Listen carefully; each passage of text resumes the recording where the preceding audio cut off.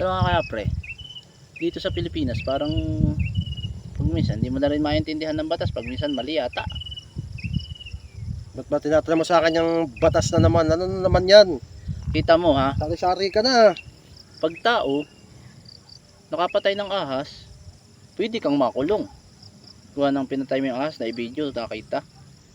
O pwede kang makulong dahil pwede kang kasuhan ng mga taga nangangalaga ng kalikasan. Ano? Sa ano? Naisip mo pa yun? Oo, hindi nga naisip ko. Pero bakit pag ahas ang nakakagat sa tao, tapos yung tao yung namatay, bakit hindi nila kasuhan yung ahas? Ha? Oo, yung ahas dapat hahanapin, dapat ikulong din. Parang nahihirapan ako sa mga sinasabi mo. Nahihirapan ang utak ko ah.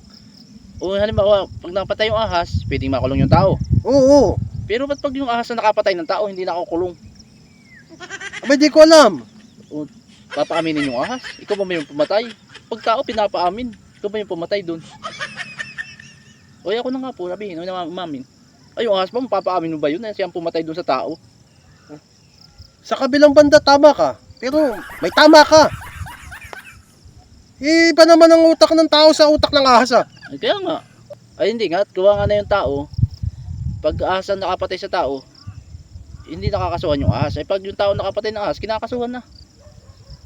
Siya nga naman. May tama ka nga. Gumawa ka na ng batas kaya. Para pag Tapos, nakapatay yung ahas ng tao, kulong na yung ahas. Oo, baka pwede din nga sanang ganun eh. Litisin na rin kung talaga. Oo, paaminin. Kaya nga. Paano amin? Nagsasalita ba ang ahas? Hindi nga eh. Dati kulong na lang para yung walang laya din. Ha? O kaya kahit katulad sa pagminsan naman sa aso. Oo. O pag nakakagat yung aso, papaaminin mo, bubugbugin mo yung aso, makapagsalita mo yung aso. Ikaw ba yung kumagat doon? Kung yun makakahindi, baka sabihin hindi kahit siya. Tama ka dati pag nakakapanood tayo ng mga pelikula, Oo. yung tao kahit walang kasalanan, binubugbog mo, umamin lang na siyang pumatay. Oo, nakakapanood nga ako ng ganun. O hindi bugbugin din yung aso na paaminin. Ha? Eh naku eh.